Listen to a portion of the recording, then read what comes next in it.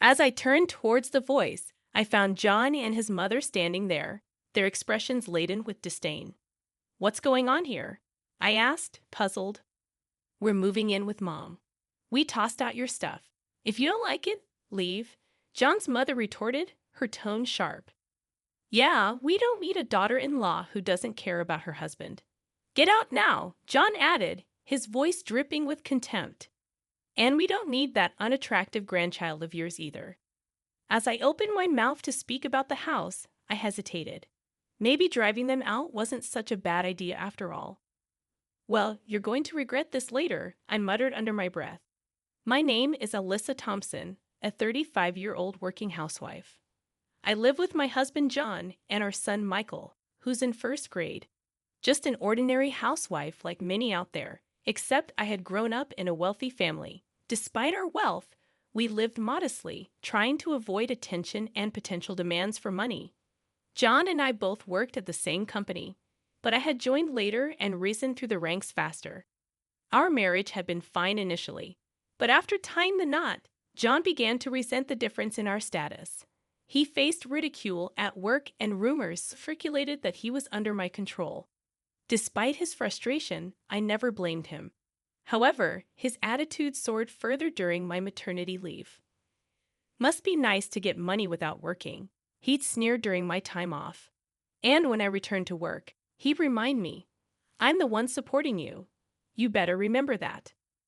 It was true that I received paid maternity leave, but his resentment seemed to grow as if he couldn't bear the idea of me having financial security without actively working. But in exchange, women risk their lives to give birth. Child care leave is unpaid time off to take care of the child. I was grateful to John for supporting me during that time. Originally, I appreciated John for accepting our dual income setup and for splitting the living expenses fairly. So, there was no need for him to flaunt his dominance. I was saddened by John's change in attitude. After I returned to work from child care leave, our relationship started to strain. John began to neglect my son and me. The deposits into our joint living expenses account gradually decreased until John's contributions hit zero. Even after I returned to work, he didn't lift a finger around the house or help with child rearing. Perhaps he used to feel superior, but now that I've gone back to work, his sense of superiority has been challenged. At work, since I'm the boss, there are times I have to be strict even with my husband regarding matters within my purview. This includes things like business-related warnings, but I try my best to do it discreetly, away from the eyes of other employees. I wonder if John thought I should overlook things simply because he's my husband. I try to act naturally, but it seems even that doesn't sit well with him. I'm always wondering how we can become a harmonious family again. What bothers me just as much as John's attitude is the presence of my mother-in-law, Kate. She's one of those mothers-in-law who adores her son and constantly criticizes everything I do, never missing a chance to put me down. When we got married, she even criticized me for having a higher position at work than John. Oh my, for a woman to claim she's a manager higher than John. What was she thinking? How could a woman like that even think of marrying my dear John? Women should be modest, walking behind their husbands. Such a dated view on women, and Kate shouted it out loud. I'll never forget that shock, especially since John started to ignore me and Michael. Kate's snide comments have gotten worse. Maybe John, when visiting his family home, filled Kate's ears with bad stories about me. Even when I reported going back to work, Kate's sarcasm was relentless. Leaving such a small child and going to work. Don't you have any maternal feelings? Oh, right, a child born to a woman like you can't be cute. And she didn't even bother with Michael after saying that. Being her direct grandson and a boy at that, I thought Michael would at least be doted on by her. But that wasn't the case. I feel so sorry for Michael, treated poorly just because I am his mother. Michael doesn't talk about his father or grandmother. Being in first grade, he must have sensed the ill will directed at him by his father and grandmother. My parents absolutely adore him. My parents absolutely adore Michael. They love him so much that they often say they could eat him up and not feel a thing. They've made and played with toys together. participated in events like making s'mores at campfires, and always engaged in conversations with him, listening to his stories with a smile. Due to their warm relationship, Michael seems to prefer being at my parents' home over our own. He frequently stays there for extended periods, especially during summer breaks. It's interesting to observe how different the two sets of grandparents can be. Lately, I've been grappling with John's suspicious behavior. After work, he spends a considerable amount of time at his mother Kate's place, seemingly engrossed in some secret activity. Since John's father passed away not long after our marriage, Kate now lives alone. Despite this, she appears thrilled whenever John visits, fussing over him and providing meals and showers. While this means less workload for me, I can't shake off this nagging feeling of apprehension. What could John be plotting? The only thought crossing my mind is that he might be contemplating moving in with Kate. Kate has always expressed a keen interest in living with John. Every time the topic of moving in together arose, I remember her glaring at me as if I were the enemy.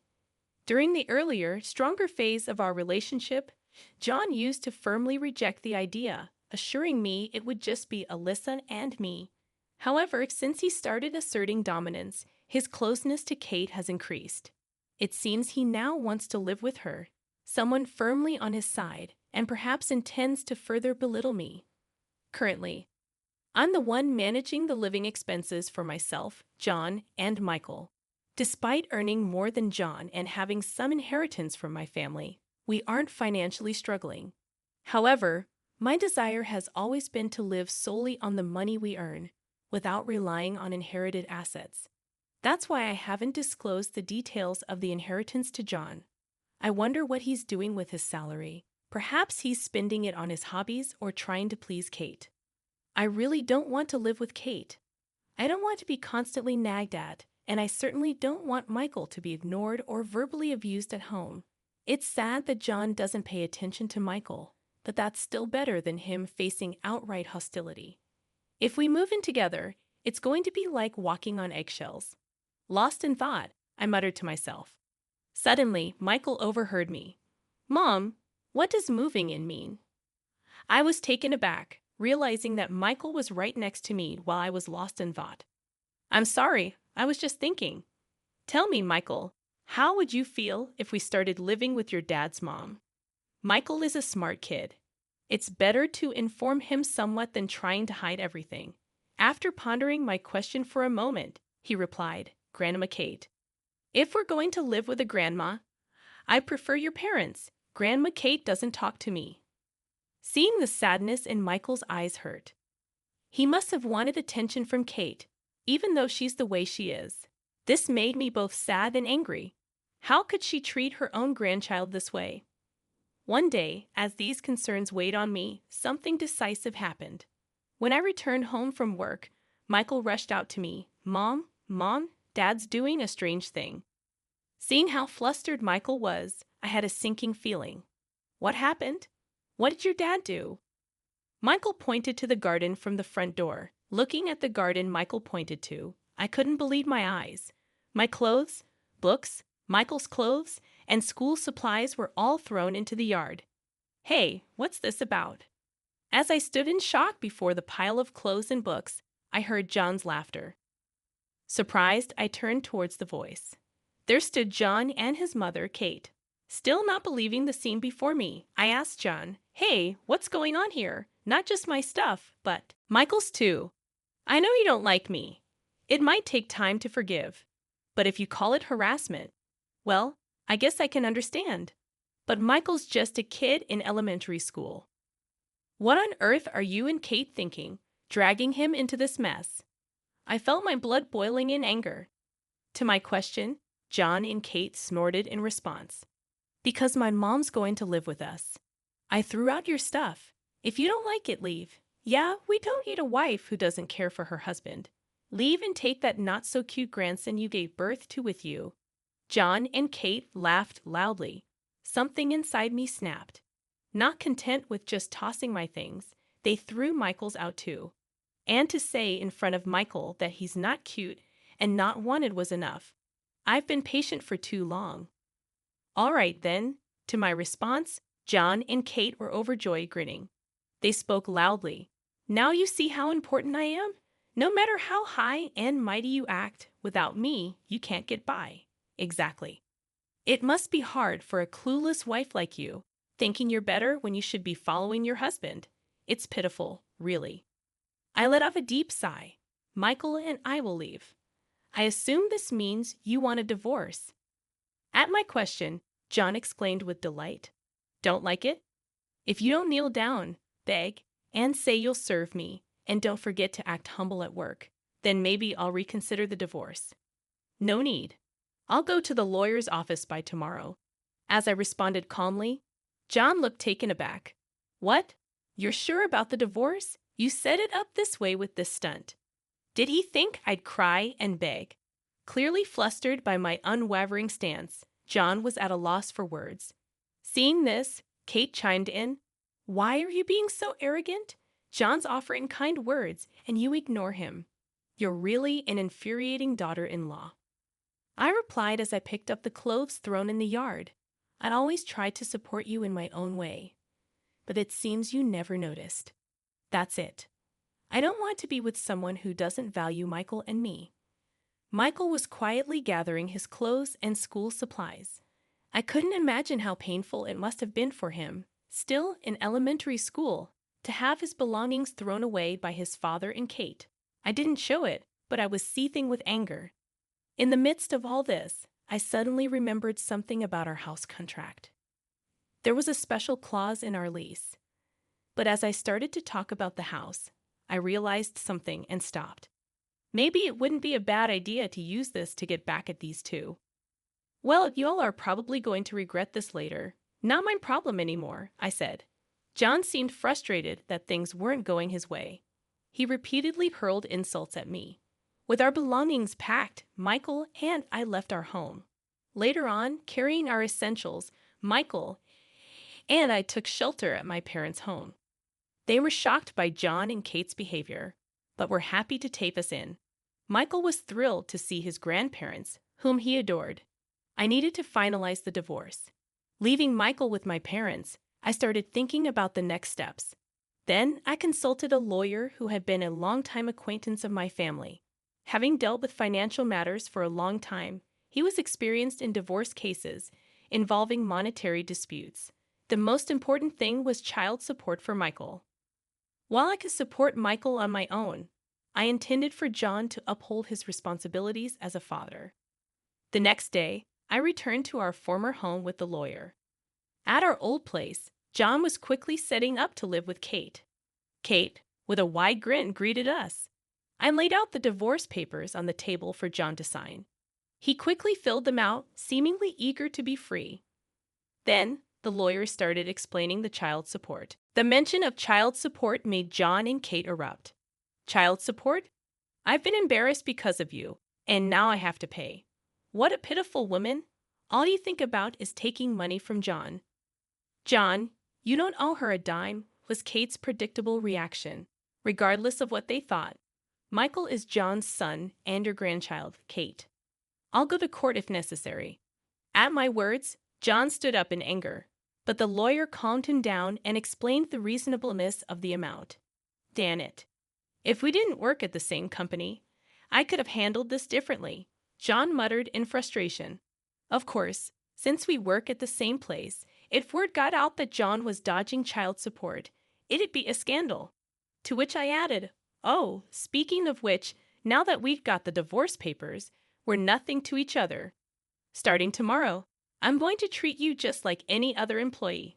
Now that you're not my husband, I don't have to protect your image. Upon hearing this, John went pale. That's right. To protect his image as my husband. I used to give him feedback privately or subtly within our casual conversations. But the truth is, John isn't that competent in his job. He gets scolded almost daily by other supervisors. Seems he finally realized how much I'd shielded him from. Now he'll be scolded by his ex-wife too, and he'll be laughed at and looked down upon by other employees. Imagining that, he fell silent. After the divorce was finalized, I started taking measures against John and Kate. First, I transferred all the bills I've been covering, like rent and utilities, to John. Then, I sent him an eviction notice. Hey, what's this eviction notice? Why is it coming in your name? A few days later, John called after receiving the eviction notice. Well, it was time for the lease renewal, and I decided not to renew it. Even if you wanted to continue, I decline. It's a house I'm renting out under my name, so it makes sense, doesn't it? What? It's under your name. It was clear from the other side of the phone that John was flabbergasted. In fact, the house he had been living in was under my name. I inherited it as part of my assets and had been renting it out. I wasn't sure what kind of reactions I'd get if John or my former mother-in-law, Kate, found out it was under my name. They might start to rely on the assets and passive income one possesses, especially John. He'd probably quit his job and live a lavish lifestyle, and Kate would likely spend, as if saying, "My daughter-in-law's money is my money." So, I had been effectively paying rent to myself. Well, if it's your house, there shouldn't be a problem with me living there. We're married after all. Married? What are you talking about? I already filed for divorce. You and I are complete strangers now. I'm not the type to let a complete stranger live in my house for no reason. Please move out by the specified date. Finally, doubt crept into John's words. Hold on. What do you mean your house? Even if you hold a higher position than me, you're just another employee. Moreover, this is the house we lived in since we got married. Well, maybe you didn't notice because I never told you, but my family has always been wealthy. We own various properties like lands and condos, and some are under my name. At my words, John seemed to be taken aback. The ex-wife he always saw as a foe was, in fact, a wealthy heiress with properties. Yet she still worked, and if he was with her, he'd never have to worry about money. Maybe thinking that, John flipped his stance. Hey, Alyssa, can we give it another try? This time I'm going to treat you right, and we won't live with my mom. What do you say? Quite the about-face. Who would want to start over after all that? Letting it all out, I let him have it. You think I'd ever reconsider things with someone who changes their attitude on a dime? You always said how humiliated you felt because I had a better job and earned more. It's over. I'm moving away from such a person. Good for you. No more shame to bear. I yelled with all I had and hung up. That felt good. I couldn't wait to see what happens with John and Kate. From then on, things seemed to have gone downhill for John and Kate. They struggled to find a new place to live. While I gave them some time before the eviction, they dragged their feet and didn't bother finding a new place. So after the eviction, they had to look for a place while carrying all their stuff. Apparently, it looked pretty ridiculous. Some of our colleagues even saw it, and word spread about them getting kicked out of their house. And now, he had to face me at work. John seemed deeply humiliated. Damn it, if Alyssa would just reconsider, I wouldn't have to go through this. Maybe I should quit this uncomfortable job and move to another company. But quitting wasn't easy for John. He had chosen to live with Kate, which meant he had to cover living expenses for both of them now. For John, who had been relying on me for living expenses for years, it would be tough. Almost all of his income would now go to bills, and he seemed super stressed. Even Kate, who he was once close with, their relationship soared. She had been hoping for a relaxed life, having me handle all the household chores, but that dream was shattered with the divorce. John, who lives with her, covers the living expenses, so Kate must handle the household chores now. It seems he's been making snide remarks towards John. He's such a useless son, doesn't earn much, lets a wife who can both earn well and do chores slip away, and makes me do the housework. What, it's your fault, Alyssa, and I got divorced. If it weren't for you. What'd you just say? How can you say that to your own mother? John has to pay child support for Michael. After paying the child support from his not-so-high salary, he doesn't have much left. He has to live on that small amount. Now that he no longer has the financial security he used to, it seems John and Kate are fighting daily. They might split up and end up living lonely lives on their own. But whatever happens, it's none of my business. In front of his colleagues, John probably couldn't ask me for help. He'd just be ridiculed, clinging to his discarded ex-wife, begging for assistance. I chuckled at the thought. Since then, I've been living in a small apartment near my parents' home with Michael. Life is easier, both financially and mentally, without John and Kate around. Michael's face has brightened a lot. When I come home, he rushes to me right away. Mom, today at school. Hold on, sweetie. Wash your hands and put your backpack away first, then tell me all about it. He chats a lot with me and my parents. Seeing Michael smile, I feel good about the divorce and regret keeping him in that environment. Before, I used to be preoccupied with my relationship with John and Kate, not thinking about the future. But now I can live for a clear goal, Michael's happiness. I've realized the importance of relationships with those around you. Michael, are you getting along with your friends? No one's being mean or anything. Yeah, I'm good. Everyone's nice. And if someone says something wrong, they apologize, and everyone forgives. Even kids know how to be considerate and apologize. I'll try not to act rude.